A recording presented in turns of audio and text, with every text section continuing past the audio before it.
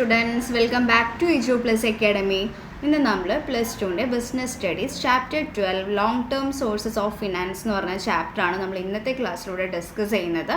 Okay, അപ്പോൾ ഈ ഒരു ചാപ്റ്ററിൽ നമുക്ക് ലോങ് ടേം സോഴ്സസിനെ പറ്റിയിട്ടാണ് പഠിക്കാനുള്ളത്. നമ്മളൊരു ബിസിനസ്സിലേക്ക് നമ്മൾ എങ്ങനെയാണ് ഫണ്ട് അക്വയർ ചെയ്യുന്നത്, അതിൻ്റെ ഉറവിടങ്ങൾ ഏതൊക്കെയാണെന്നൊക്കെയാണ് നമുക്ക് ഈ ഒരു ചാപ്റ്ററിൽ പഠിക്കാനുള്ളത് കേട്ടോ. ഓക്കെ, അപ്പോൾ ഇതിൽ നമുക്ക് ലോങ് ടേം സോഴ്സസുകളാണ് 6 ലോങ് ടേം സോഴ്സസ് ഉണ്ട്. അപ്പോൾ അതിനെയും പിന്നെ അതുപോലെ തന്നെ എന്താണ് ബിസിനസ് ഫിനാൻസ് എന്നൊക്കെയാണ് നമുക്ക് പഠിക്കാനുള്ളത് കേട്ടോ. ഓക്കെ, അപ്പോൾ നമുക്ക് ചാപ്റ്ററിലോട്ട് കടക്കാം. ഓക്കെ, ഫസ്റ്റ് വരുന്നത് ബിസിനസ് ഫിനാൻസ്. എന്താണ് ബിസിനസ് ഫിനാൻസ് എന്നതുകൊണ്ട് ഉദ്ദേശിക്കുന്നത്? നമുക്കറിയാം, നമ്മളൊരു ബിസിനസ്സിൻ്റെ ഒരു ലൈഫ് ബ്ലഡ് എന്ന് പറയുന്നത് എന്താണ്? ഫിനാൻസ് ആണ്. അപ്പോൾ ആ ഒരു ബിസിനസ്സിൽ നമുക്ക് ഫിനാൻസ് ആവശ്യത്തിനുണ്ടെങ്കിലേ ആ ഒരു ബിസിനസ് നന്നായിട്ട് സ്മൂത്തായിട്ട് റൺ ചെയ്ത് പോകാനും അതുപോലെ അത് നല്ല രീതിയിൽ ഫങ്ഷൻ ചെയ്ത് പോകാൻ ആ ബിസിനസ്സിന് ആഡ്വക്കേറ്റ് ആയിട്ടുള്ള ഫണ്ട് ആവശ്യമാണ്. ഓക്കെ, അപ്പോൾ ബിസിനസ് ഫിനാൻസ് എന്നതുകൊണ്ട് ഉദ്ദേശിക്കുന്നത് എന്താണ്? ഒരു ബിസിനസ് തുടങ്ങാനും അതിൻ്റെ പ്രവർത്തനത്തിനും ആവശ്യമായ പണത്തെയാണ് നമ്മൾ ബിസിനസ് ഫിനാൻസ് എന്ന് പറയുന്നത്. എന്താണ്? ഒരു ബിസിനസ് അത് തുടങ്ങാൻ വേണ്ടിയിട്ട് അതിൻ്റെ പ്രവർത്തനത്തിന് ആവശ്യമായിട്ടും വരുന്ന പണത്തെയാണ് നമ്മൾ ബിസിനസ് ഫിനാൻസ് എന്ന് പറയുന്നത്.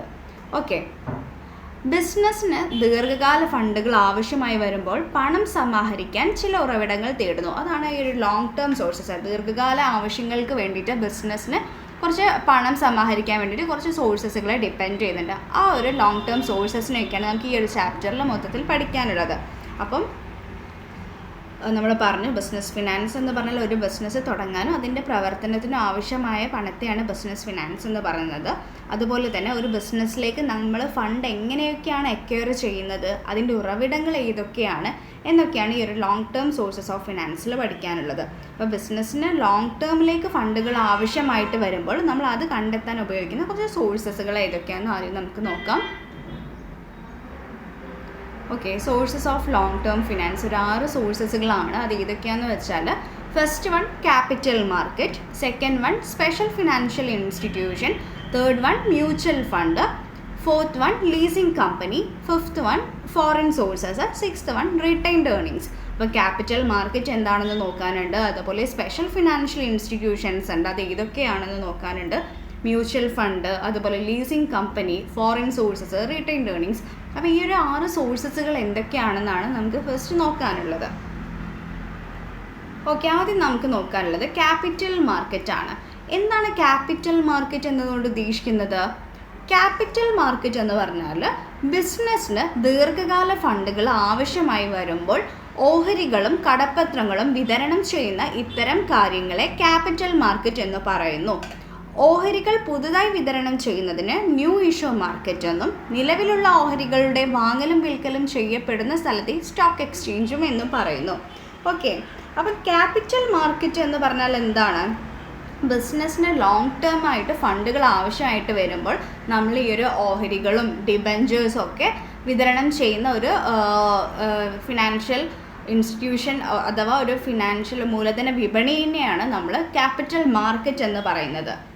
ഓക്കെ, അപ്പോൾ നമ്മൾ ക്യാപിറ്റൽ മാർക്കറ്റിൻ്റെ കേസിൽ നമ്മൾ ഒരു വർഷത്തിൽ കൂടുതൽ മെച്യൂരിറ്റി പീരീഡ് വരുന്ന ഫിനാൻഷ്യൽ അസറ്റ്സുകളൊക്കെ ട്രേഡ് ചെയ്യുന്ന ഒരു മാർക്കറ്റാണ് ക്യാപിറ്റൽ മാർക്കറ്റ് എന്ന് പറയാം കേട്ടോ.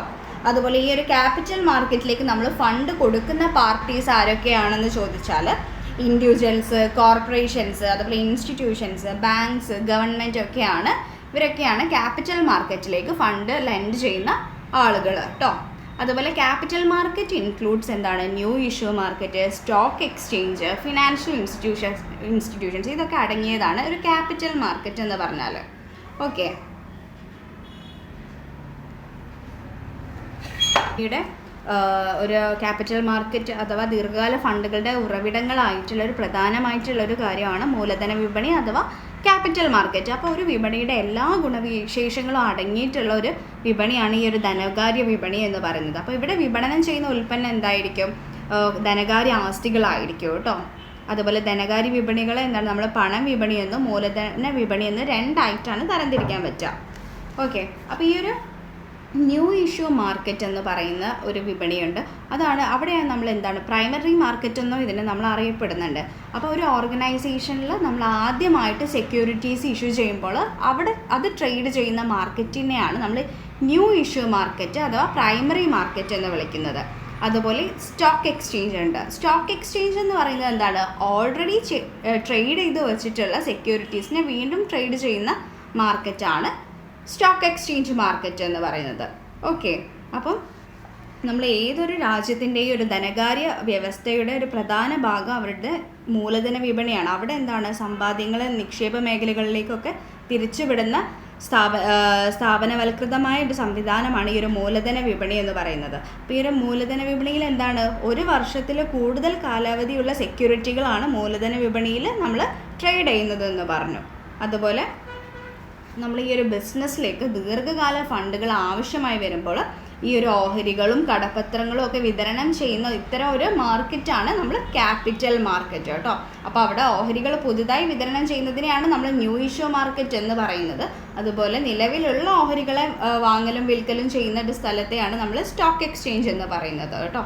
ഓക്കെ, അപ്പോൾ അത്രയാണ് ഒരു ക്യാപിറ്റൽ മാർക്കറ്റ് എന്ന് പറയുന്നത്. ക്യാപിറ്റൽ മാർക്കറ്റാണ് ഒരു ലോങ് ടേം സോഴ്സ് എന്ന് പറയുന്നത് കേട്ടോ. ഓക്കെ, ഇനി നമുക്ക് നെക്സ്റ്റ് നോക്കാം. Special financial institutions. Special financial institutions ഏതൊക്കെയാണ്? സ്പെഷ്യൽ ഫിനാൻഷ്യൽ ഇൻസ്റ്റിറ്റ്യൂഷൻസ് എന്ന് പറയുന്നത് നമ്മുടെ ദീർഘകാല ഫണ്ടുകൾ നൽകുന്നതിനായിട്ട് കേന്ദ്ര സംസ്ഥാന ഗവൺമെൻറ്റിൻ്റെ കീഴിൽ വരുന്ന കുറച്ച് സ്ഥാപനങ്ങളാണ് ഈ ഒരു സ്പെഷ്യൽ ഫിനാൻഷ്യൽ ഇൻസ്റ്റിറ്റ്യൂഷൻ്റെ അണ്ടറിൽ വരുന്നത് കേട്ടോ.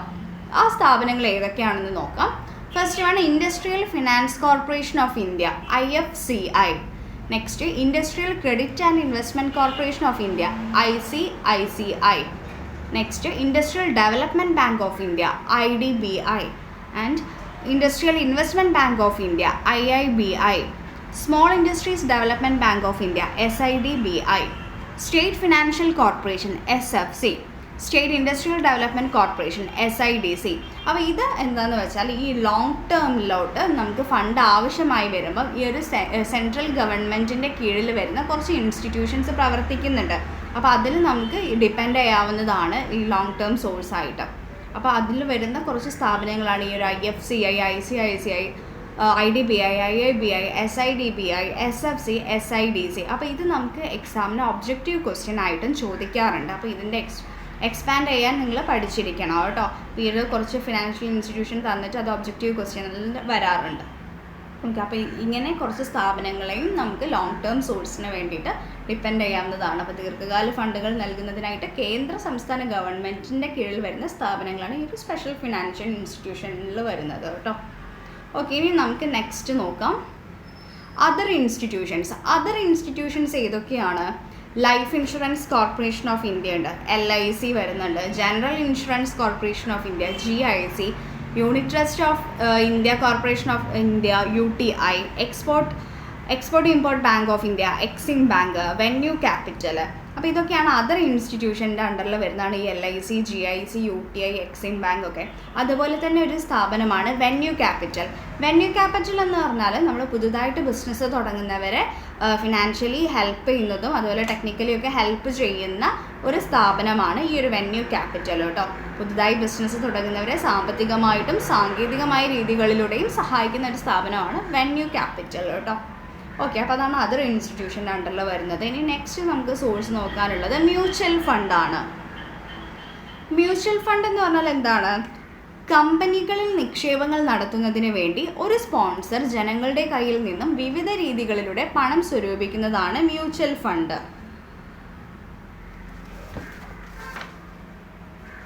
പറഞ്ഞാൽ നമ്മുടെ ഒരു പൊതുവായ ഒരു താല്പര്യത്തിനായിട്ട് ഒരു കോർപ്പറേറ്റ് സെക്യൂരിറ്റികളിലൊക്കെ നിക്ഷേപം നടത്താൻ ആഗ്രഹിക്കുന്ന ഒരു ട്രസ്റ്റോ സംഘടനയോ ആണ് മ്യൂച്വൽ ഫണ്ട് എന്ന് പറയുന്നത്. അതിലെന്താണ് ഈ ഒരു മെമ്പർമാരുടെയൊക്കെ സമ്പാദ്യങ്ങൾ ശേഖരിച്ചിട്ട് അത് വൈവിധ്യമേറിയ സെക്യൂരിറ്റികളിൽ ഡെപ്പോസിറ്റ് ചെയ്യും. എന്നിട്ട് എന്താണ് നമ്മുടെ നഷ്ടസാധ്യത കുറയുകയും അതുപോലെ തന്നെ വരുമാനവും ഒക്കെ വരുമാന നേട്ടവും വർദ്ധിക്കുകയും ചെയ്യുന്ന ഒരു ഇൻസ്റ്റിറ്റ്യൂഷനാണ് ഈ മ്യൂച്വൽ ഫണ്ട് എന്ന് പറയുന്നത്. അതിൽ നമുക്ക് ലാഭം ഉണ്ടാവും. ലാഭം നമ്മളിപ്പോൾ എത്രയാണോ ഡെപ്പോസിറ്റ് ചെയ്യുന്നത് നമ്മുടെ നിക്ഷേപത്തിൻ്റെ അതേ റേഷ്യോയിലായിരിക്കും ഇത് മെമ്പേഴ്സിനിടയിൽ ഈ ഒരു ലാഭം ഡിസ്ട്രിബ്യൂട്ട് ചെയ്യാം. ഓക്കെ, അപ്പോൾ ഈ ഒരു മ്യൂച്വൽ ഫണ്ടിൻ്റെ സവിശേഷതകൾ എന്തൊക്കെയാണ്? നോക്കുക. ഫീച്ചേഴ്സ് ഓഫ് മ്യൂച്വൽ ഫണ്ട് എന്തൊക്കെയാണ്? സ്ഥിരമായിട്ട് വരുമാനം ലഭിക്കുന്നുണ്ട് മ്യൂച്വൽ ഫണ്ടിലൂടെ. അതുപോലെ എന്താണ്? നികുതി ഇളവുകൾ ലഭിക്കുന്നുണ്ട്. കൂടുതൽ ലാഭം പ്രതീക്ഷിക്കാവുന്നതാണ്. അതുപോലെ നിക്ഷേപം വിവിധ കമ്പനികളിൽ നിക്ഷേപിക്കാവുന്നതാണ് നിക്ഷേപകർക്ക്. ഓക്കെ, അപ്പോൾ ഈ ഒരു മ്യൂച്വൽ ഫണ്ടിലൂടെ എന്താണ് നമുക്ക് ലോങ് ടേം സോഴ്സ് കണ്ടെത്താവുന്നതാണ്. അപ്പോൾ ഈ ഒരു നിക്ഷേപകർ കൂടി ചേർന്ന് രൂപീകരിച്ചിട്ടുള്ളൊരു ട്രസ്റ്റാണ് മ്യൂച്വൽ ഫണ്ട് എന്ന് പറയുന്നത്. അതുപോലെ എന്താണ്? ഫണ്ടൊക്കെ മാനേജർമാർ നിക്ഷേപകരുടെ പണം സെക്യൂരിറ്റികളിലാണ് നിക്ഷേപിക്കുന്നത്. അതുപോലെ നഷ്ടസാധ്യത കുറയ്ക്കുന്നുണ്ട് മ്യൂച്വൽ ഫണ്ട്. അതുപോലെ എന്താണ്? സ്ഥിര വരുമാനം ഉറപ്പാക്കുന്നതും അതുപോലെ വിവിധങ്ങളായിട്ടുള്ള വൈവിധ്യമാർന്ന സെക്യൂരിറ്റികളിലാണ് നമ്മൾ മ്യൂച്വൽ ഫണ്ടിൽ പണം നിക്ഷേപിക്കുന്നത്. അതുപോലെ മ്യൂച്വൽ ഫണ്ടുകൾ എന്താണ്? നിക്ഷേപകർക്ക് ഉയർന്ന ലാഭവും അതുപോലെ നിക്ഷേപകർക്ക് ഒരു സുരക്ഷയും നൽകുന്നുണ്ട്.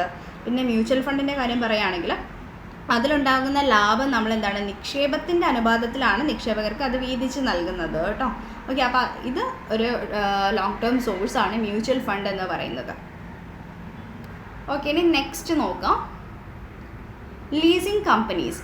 ലീസിങ് കമ്പനീസ് എന്ന് പറഞ്ഞാൽ നമുക്കറിയാം, നിർമ്മാണ കമ്പനികൾക്ക് മിഷനുകളും മറ്റും വാങ്ങാൻ ദീർഘകാല ഫണ്ടുകൾ ആവശ്യമാണ്. ഇത്തരം സാഹചര്യങ്ങളിൽ മെഷീനുകൾ വാങ്ങുന്നതിന് പകരമായിട്ട് ഒരു നിശ്ചിത കാലത്തേക്ക് നിശ്ചിത തുക വാടകയ്ക്ക് പകരമായി മറ്റു ലീസിങ് കമ്പനികളിൽ നിന്ന് വാങ്ങുന്നതാണ് ലീസിങ് കമ്പനീസ് ചെയ്യുന്നത്. ഇപ്പോൾ ഒരു മാനുഫാക്ചറിങ് കമ്പനീസൊക്കെ ആണെങ്കിൽ അവർക്ക് മെഷീൻസൊക്കെ വാങ്ങിക്കാനായിരിക്കും പെട്ടെന്ന് ഒരു ലോങ് ടേം ആയിട്ടൊരു ഫണ്ട് ആവശ്യം വരിക. അപ്പോൾ ആ ഒരു ലോങ് ടേം ഫണ്ടിൻ്റെ ആ ഒരു ആവശ്യകത മാറ്റാൻ വേണ്ടിയിട്ട് ഇവരെന്താണ് ഈ ഒരു ലോങ് ടേം ആയിട്ട് നമ്മൾ മെഷീൻസ് വാങ്ങിക്കുന്നതിന് പകരമായിട്ട് ഒരു ലീസിങ് കമ്പനീസിലേക്ക് ഒരു നിശ്ചിത കാലം ഒരു തുക ഇൻവെസ്റ്റ് ചെയ്യുന്നുണ്ട്. അങ്ങനെ വാടകയ്ക്ക് പകരമായിട്ട് മറ്റ് ലീസിങ് കമ്പനികളിൽ നിന്ന് അവർക്ക് എന്താണ് മെഷീൻസ് കളക്ട് ചെയ്യാൻ പറ്റുന്നു ആ ഒരു പൈസ നിക്ഷേപിച്ചതിന് ശേഷം. അങ്ങനെയാണ് ഈ ഒരു ലീസിങ് കമ്പനീസ് എന്താണ് ലോങ് ടേം ആയിട്ട് ഹെൽപ്പ് ചെയ്യുന്നത്. ഓക്കെ, നെക്സ്റ്റ് നമുക്ക് നോക്കാനുള്ളത് ഫോറിൻ സോഴ്സസ് ആണ്. ഫോറിൻ സോഴ്സസ് എന്ന് പറഞ്ഞാൽ ഇതിൽ നമുക്ക് എക്സ്റ്റേണൽ ബോറോയിങ് ഉണ്ട്, ഫോറിൻ ഇൻവെസ്റ്റ്മെൻറ്റ് ഉണ്ട്, നോൺ റെസിഡൻറ്റ് ഇന്ത്യൻ ഉണ്ട്. ഓക്കെ, അപ്പോൾ അതിൽ എക്സ്റ്റേണൽ ബോറോയിങ് എന്ന് പറഞ്ഞാൽ പുറമേ നിന്നുള്ള കടം വാങ്ങലാണ്. അപ്പോൾ പുറമേ നിന്നുള്ള കടം നമ്മൾ ഏതൊക്കെ സോഴ്സ് വഴിയാണ് വാങ്ങിക്കുന്നത്? നമ്മൾ ഈ ഒരു ബാങ്ക്സ് വഴി, ഏഷ്യൻ ഡെവലപ്മെൻറ്റ് ബാങ്ക് ADB വഴി, അതുപോലെ ഇൻ്റർനാഷണൽ മോണിറ്ററി ഫണ്ട് IMF വഴി, അതുപോലെ വേൾഡ് ബാങ്ക് തുടങ്ങിയ സ്ഥാപനങ്ങളിലൊക്കെ നൽകുന്ന കടം ആ ഒരു ക്രെഡിറ്റ് അവർ നൽകുന്നുണ്ട്. ഓക്കെ, അതാണ് ഫോറിൻ സോഴ്സസിൽ വരുന്നത്. ഫസ്റ്റ് എക്സ്റ്റേണൽ ബോറോയിങ് ആണ്, പുറമേ നിന്നുള്ള കടം വാങ്ങൽ. അതുപോലെ next foreign investment. Foreign investment എന്ന് പറയുമ്പോൾ നമ്മൾ വിദേശികളെ എന്താണ് ഇന്ത്യൻ കമ്പനികളുടെ ഓഹരികളും ഈ ഒരു കടപ്പത്രവും ഷെയർസും അതുപോലെ ഡിബഞ്ചേഴ്സൊക്കെ വാങ്ങിക്കാൻ വേണ്ടിയിട്ട് സഹായിക്കുക. Okay, next non resident Indian. Non resident Indian എന്ന് പറഞ്ഞാൽ നമ്മൾ ഇന്ത്യൻ പൗരനായിരിക്കും, പക്ഷേ അവർ വിദേശത്ത് ജോലി ചെയ്യുന്നവരുമായിട്ടുള്ള ആളുകളുടെ ആ ഒരു ഇൻവെസ്റ്റ്മെൻറ്റ് അതുപോലെ ആ ഒരു നിക്ഷേപങ്ങൾ നമുക്ക് ലഭിക്കുന്നത്, അതും നമ്മൾ ഫോറിൻ സോഴ്സ് ആയിട്ടാണ് കണക്കാക്കുന്നത്. ഓക്കെ,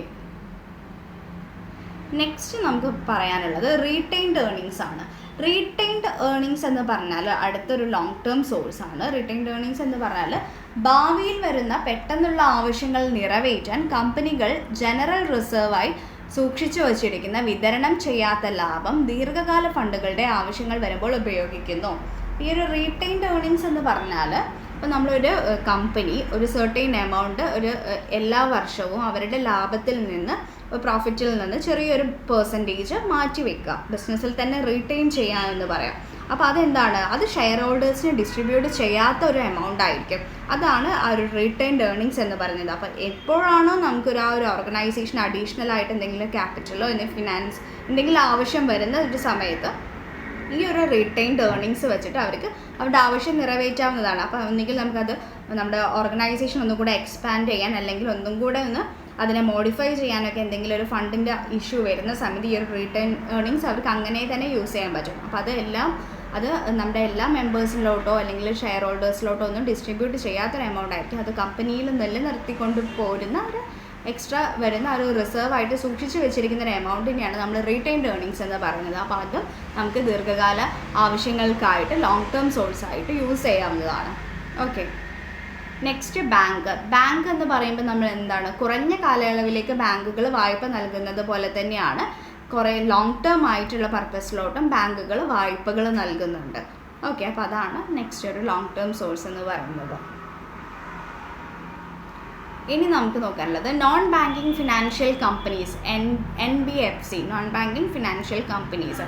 അപ്പോൾ നോൺ ബാങ്കിങ് ഫിനാൻഷ്യൽ കമ്പനീസ് എന്ന് പറഞ്ഞാൽ സ്വകാര്യ മേഖലയിൽ പ്രവർത്തിക്കുന്ന, പ്രൈവറ്റായിട്ട് പ്രവർത്തിക്കുന്ന ഈ ഫിനാൻഷ്യൽ ഇൻസ്റ്റിറ്റ്യൂഷൻസ് ഒക്കെ ഇല്ലേ, അതാണ് നോൺ ബാങ്കിങ് ഫിനാൻഷ്യൽ കമ്പനീസ് എന്ന് പറയുന്നത്. അപ്പോൾ NBFCകൾ എന്താണ്, ബാങ്കുകൾ വായ്പ നൽകുന്നത് പോലെ തന്നെ ഈ ഒരു ലോങ് ടേം പർപ്പസിലോട്ടും ഈ ഒരു നോൺ ബാങ്കിങ് ഫിനാൻഷ്യൽ കമ്പനീസ് വായ്പകൾ നൽകുന്നുണ്ട്. അതും നമ്മൾ യൂസ് ചെയ്യുന്നതാണ് ഈ ഒരു ലോങ് ടേം സോഴ്സ് ആയിട്ട് കേട്ടോ. ഓക്കെ, അപ്പോൾ അത്രയാണ് നമ്മൾ ഈ ഒരു ചാപ്റ്ററിൽ പഠിച്ചിട്ടുണ്ടായത്. അപ്പോൾ ഈ ഒരു ചാപ്റ്റർ വളരെ എളുപ്പമായിട്ടുള്ളൊരു ചാപ്റ്ററാണ്. നമ്മൾ എങ്ങനെയൊക്കെയാണ് ഒരു ബിസിനസ് തുടങ്ങാനോ അതിൻ്റെ പ്രവർത്തനത്തിനൊക്കെ ആവശ്യമായിട്ട് വരുന്ന പണത്തെയാണ് നമ്മൾ ബിസിനസ്സിൻ്റെ ഫിനാൻസ് എന്നുകൊണ്ട് ഉദ്ദേശിക്കുന്നത്. അപ്പോൾ ഈ ഒരു ബിസിനസ്സിലേക്ക് ഫണ്ട് എങ്ങനെയാണ് എക്വയർ ചെയ്യുന്നത്, അതിൻ്റെ ഉറവിടങ്ങൾ ഏതൊക്കെയാണെന്നാണ് നമ്മളിപ്പോൾ പഠിച്ചിട്ടുള്ളത്. അപ്പോൾ ബിസിനസ്സിന് ലോങ് ടേമിലേക്ക് ഫണ്ടുകൾ ആവശ്യമായി വരുമ്പോൾ അത് കണ്ടെത്താൻ ഉപയോഗിക്കുന്ന സോഴ്സസുകളാണ് ക്യാപിറ്റൽ മാർക്കറ്റ്, അതുപോലെ special financial institution, mutual fund, leasing company, foreign sources, retained earnings, banks ഒക്കെയാണ് നമ്മൾ ഡിപ്പെൻഡ് ചെയ്യുന്ന ലോങ് ടേം സോഴ്സിന് ഡിപ്പെൻഡ് ചെയ്യുന്ന സോഴ്സസുകൾ എന്ന് പറഞ്ഞാൽ. അപ്പോൾ ഈ ഒരു ലോങ് ടേം സോഴ്സിനെയാണ് നമ്മൾ ഈ ഒരു ചാപ്റ്ററിൽ മൊത്തത്തിൽ ഡിസ്കസ് ചെയ്തിട്ടുണ്ടായത്. അപ്പോൾ അതിൽ ക്യാപിറ്റൽ മാർക്കറ്റ് ഉണ്ട്. ക്യാപിറ്റൽ മാർക്കറ്റ് എന്ന് പറഞ്ഞാൽ ഒരു വർഷത്തിൽ കൂടുതൽ നമ്മൾ മെച്യൂരിറ്റി പീരീഡ് വരുന്ന ഫിനാൻഷ്യൽ അസറ്റ്സിനെ ട്രേഡ് ചെയ്യുന്നൊരു മാർക്കറ്റാണെന്ന് പറഞ്ഞു ക്യാപിറ്റൽ മാർക്കറ്റ്. അപ്പോൾ ക്യാപിറ്റൽ മാർക്കറ്റിലോട്ട് ഫണ്ട് കൊണ്ട് വരുന്ന പാർട്ടീസാണ് individuals, corporations, institutions, banks, governments ഒക്കെ. ഓക്കെ, അപ്പോൾ ഇവരൊക്കെയാണ് നമ്മൾ ക്യാപിറ്റൽ മാർക്കറ്റിലേക്ക് ഫണ്ട് ലെൻഡ് ചെയ്യുന്നത് കേട്ടോ. അതുപോലെ capital market includes new issue market, stock exchange and financial institution. അപ്പം ന്യൂ ഇഷ്യൂ മാർക്കറ്റ് നമ്മൾ പറഞ്ഞു, അത് പ്രൈമറി മാർക്കറ്റാണ്. ഒരു ഓർഗനൈസേഷൻ ആദ്യമായിട്ട് എന്താണ് സെക്യൂരിറ്റീസ് ഒക്കെ ഇഷ്യൂ ചെയ്യുമ്പോൾ അത് ട്രേഡ് ചെയ്യുന്ന ഒരു മാർക്കറ്റാണ് ന്യൂ ഇഷ്യൂ മാർക്കറ്റ്. അതിനെ നമ്മൾ മറ്റൊരു പേര് എന്തായിരുന്നു പറയുക, പ്രൈമറി മാർക്കറ്റ് എന്ന് പറയുന്നു കേട്ടോ. അതുപോലെ സ്റ്റോക്ക് എക്സ്ചേഞ്ച് എന്തായിരുന്നു, സ്റ്റോക്ക് എക്സ്ചേഞ്ച് എന്ന് പറയുന്നത് ഒരു ഓൾറെഡി നമ്മൾ ട്രേഡ് ചെയ്ത് വെച്ച സെക്യൂരിറ്റീസിനെ വീണ്ടും ട്രേഡ് ചെയ്യുന്നൊരു മാർക്കറ്റാണ് സ്റ്റോക്ക് എക്സ്ചേഞ്ച്. ഓക്കെ, അപ്പോൾ ഇതിന് ബിസിനസ്സിന് എന്താണ് ദീർഘകാല ഫണ്ടുകൾ ആവശ്യമായി വരുമ്പോൾ നമ്മൾ ഓഹരികളും കടപ്പത്രങ്ങളൊക്കെ വിതരണം ചെയ്യുന്ന ഒരു ഇത്തരം കാര്യങ്ങളൊക്കെ നടക്കുന്നത് എവിടെയാണ്, ക്യാപിറ്റൽ മാർക്കറ്റിലാണ്. അപ്പോൾ അതുപോലെ ഓഹരികൾ പുതുതായിട്ട് വിതരണം ചെയ്യുന്നതിനാണ് ന്യൂ ഇഷ്യൂ മാർക്കറ്റ് എന്നും, നിലവിലുള്ള ഓഹരികൾ നമ്മൾ വീണ്ടും ട്രേഡ് ചെയ്യുന്നതും വാങ്ങലും വിൽക്കലൊക്കെ ചെയ്യപ്പെടുന്ന സ്ഥലത്തിനെയാണ് സ്റ്റോക്ക് എക്സ്ചേഞ്ച് എന്ന് പറയുന്നത് കേട്ടോ. അത് ഇമ്പോർട്ടൻ്റ് ആണ്. അപ്പോൾ ക്യാപിറ്റൽ മാർക്കറ്റ് എന്താണെന്ന് നോക്കുക, സ്പെഷ്യൽ ഫിനാൻഷ്യൽ ഇൻസ്റ്റിറ്റ്യൂഷൻസ് എന്താണെന്ന് നോക്കുക, mutual fund, leasing company, foreign sources, retained earnings, അത് എന്താണെന്ന് നിങ്ങൾക്ക് എന്തായാലും എക്സാമിന് വരും കേട്ടോ, ഇമ്പോർട്ടൻ്റ് ആണ്. ഓക്കെ, നമുക്ക് ഇന്നത്തെ ക്ലാസ് വൈൻഡപ്പ് ചെയ്യാം. Thank you.